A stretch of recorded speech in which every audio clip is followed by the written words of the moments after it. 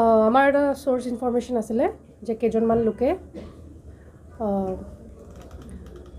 এটা কনস্পিৰেচি কৰি এটা টেৰৰিষ্ট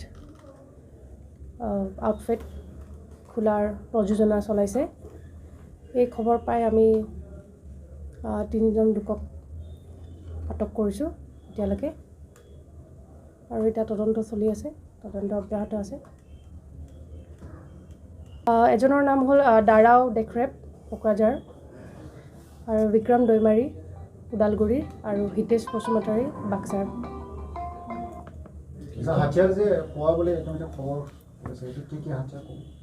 আমি তেওঁলোকৰ পৰা অট'মেটিক ৱেপনছ ৰিকভাৰ কৰিছোঁ, আৰু লাইভ এমিউনিশ্যন উদ্ধাৰ হৈছে হিতেশ বসুমতাৰীৰ ঘৰৰ পৰা।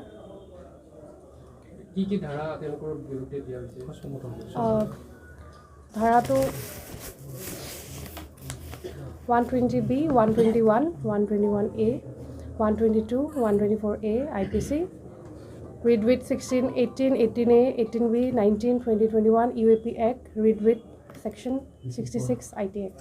Madam, কিমান দিনৰ ৰিমান্ডত আনা আছে? 5 দিনৰ ৰিমান্ডত আমি আনিছোঁ। এজনক আমি জুডিচিয়েলি ইণ্টাৰগেট কৰিবলৈ কোৰ্টে এলাউ কৰিছে, তাৰ বাকী দুজনক আমি 5 দিনৰ ৰিমান্ডত আনিছোঁ। অৰ্গানাইজেশ্যন কি নাম আছিলে, কেনেকৈ ইনপুট পাইছিলে আপোনালোকে? এইটো আমাৰ ইনফৰমেশ্যন আছিলে, আৰু বিশেষ আমি তদন্তত গম পাম, তদন্তত আপোনালোকক জনাব পাৰিম। অস্ত্ৰ সংগঠন খোলাৰ পৰিকল্পনা কৰিছিলে? হয়। ওকে। হয়। হয়। আৰ্মছ এক্ট এতিয়ালৈকে হোৱা নাই, UAP এক্ট আৰু 66 IT। এতিয়া তদন্ত আমি চলাই আছোঁ, এইটো বিশেষ আপোনালোকে অলপ চূড়ান্তত গম পাব।